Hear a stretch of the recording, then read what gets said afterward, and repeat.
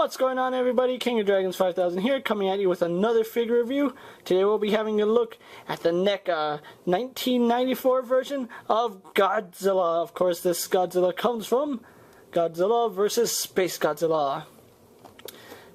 Now, I'm really excited I have this Godzilla. With my mindset and my mentality, the moment I think of Godzilla, my mind is instantly drawn to this particular version of Godzilla. Probably because this is a version that I grew up watching, but really nice in packaging. You can see a nice side view of Godzilla. Like the 2014 version of Godzilla, his only accessory is his tail, which is attached, which will be attached later on. No real read-up on the back, just this awesome picture of Godzilla. Really excited I have him. Not much more to say about his packaging, so what I'm going to do now is take a little break, get him opened up, and we'll go on to the rest of his review, so sit tight, everybody. So here we have the NECA Godzilla posed and out of the packaging. Now let's get a good 360 of this guy. You know, I'm not even going to sugarcoat this. Go out and get this guy. I'm saying that right now. If you haven't already, go pick this guy up, because I'm already going to say I highly recommend this Godzilla. He's just such an amazing figure. I mean, wow, just the amount of detail and the articulation he has is so phenomenal. I never thought that America could release a Godzilla figure this articulated. I thought that Figure Arts was the only one that could. But NECA has really outdone themselves with this particular Godzilla figure, and wow, I was blown away with the 2014 version, but this version is just so good. I don't know where to even start on this figure, so I guess we should get a size comparison.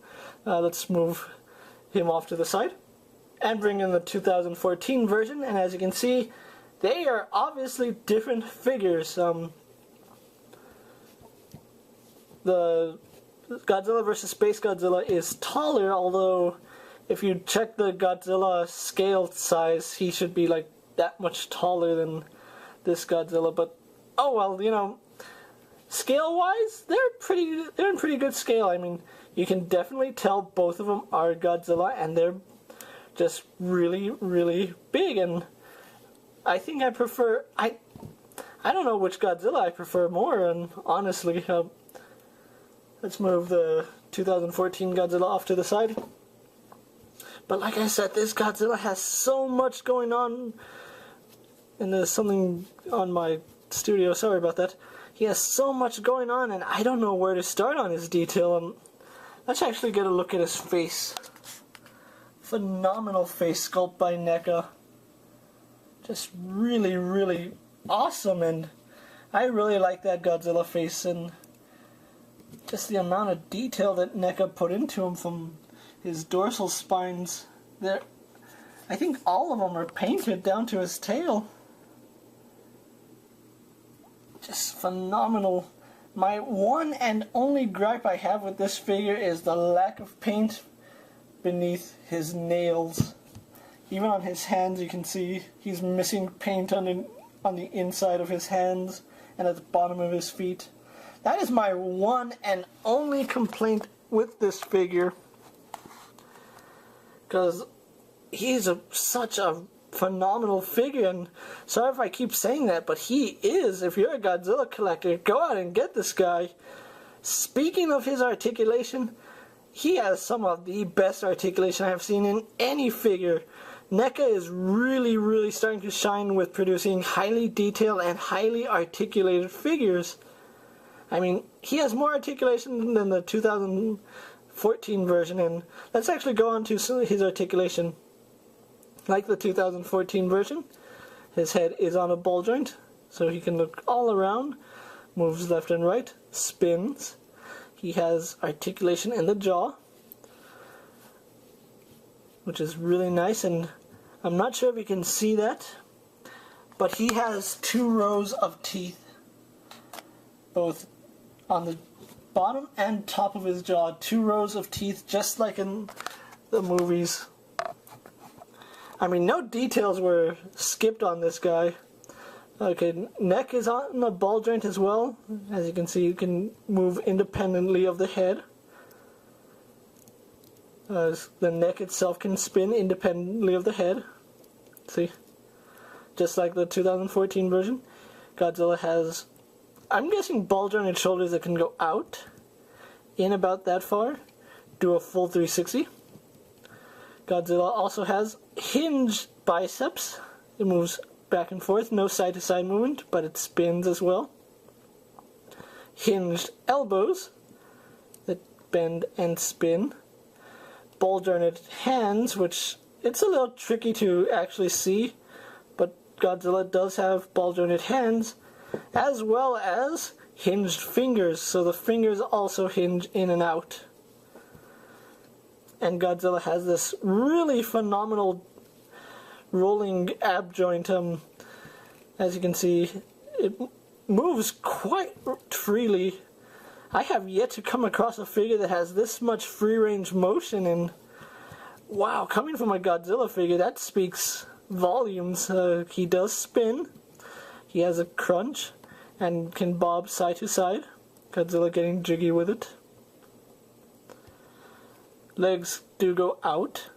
They're on some kind of ball joint. I'm not exactly sure, but they do swivel, but they go outward, and they have some inward movement.